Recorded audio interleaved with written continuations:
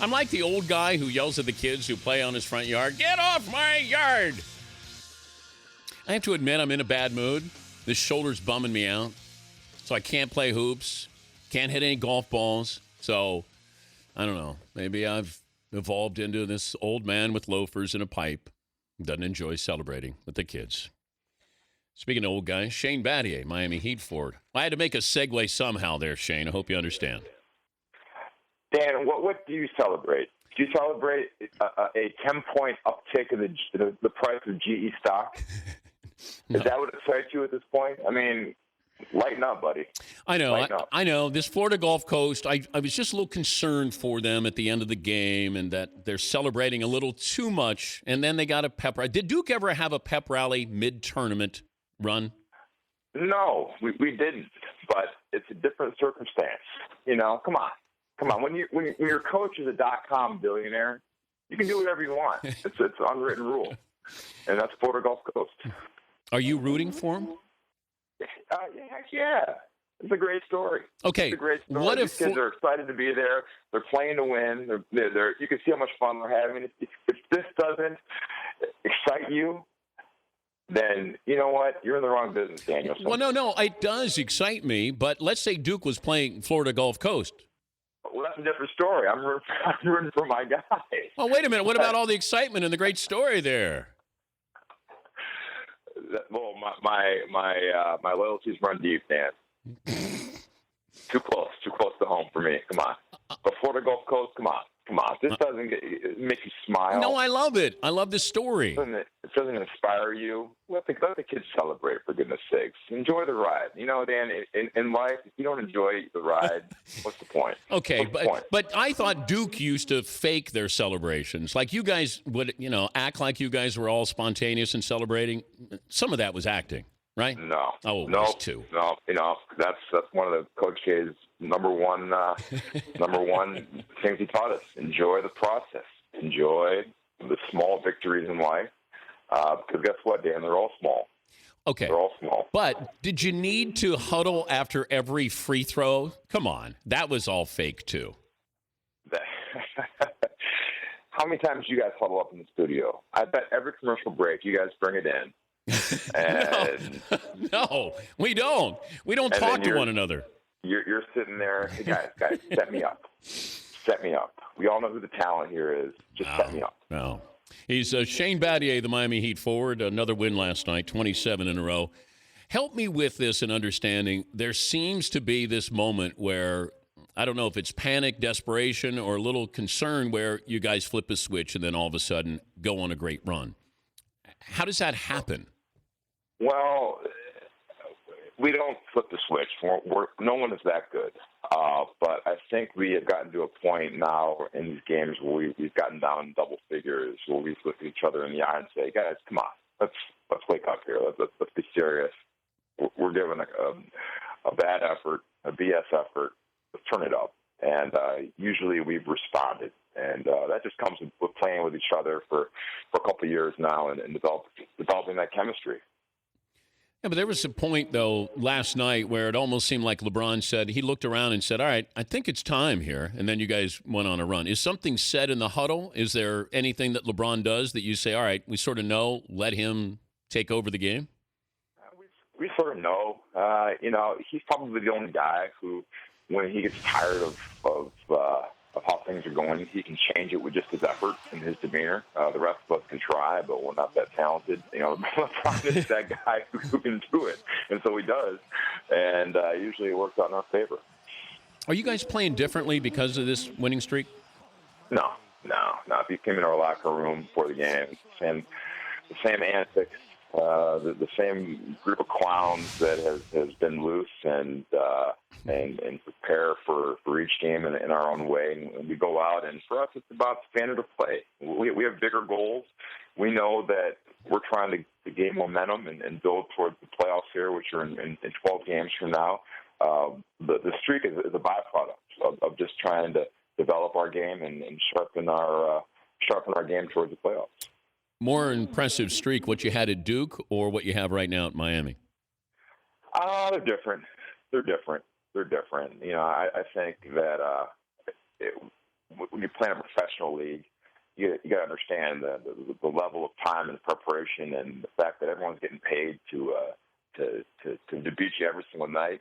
Can't be underestimated. It's tough to win one game in the pros, and so that was.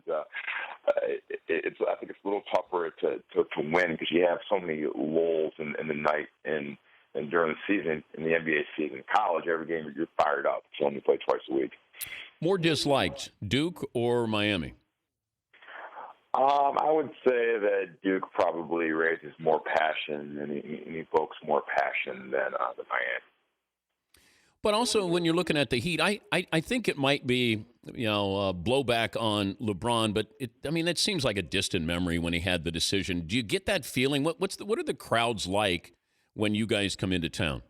Yeah, well, I think if you're a basketball fan, you have to appreciate LeBron. You may not like him for whatever reason, but you can't deny he's one of the talents of this game that we've ever seen. One of the best players.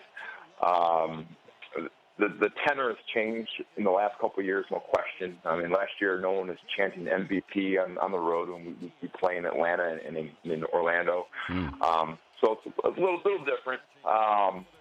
But we still get our fair share of boos, but they're just not as fierce as last year. I saw an article where Chris Collins is the leading candidate to take over at Northwestern, which would mean Wojo is in the on-deck circle to replace Coach K. You agree?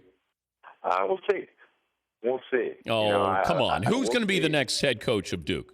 I don't know. That's like Illuminati type level stuff. I don't know. I don't have the answer, Dan. How long will Coach K coach? That's a good question as well. It depends on how much success they have in the next couple of years. He's still passionate.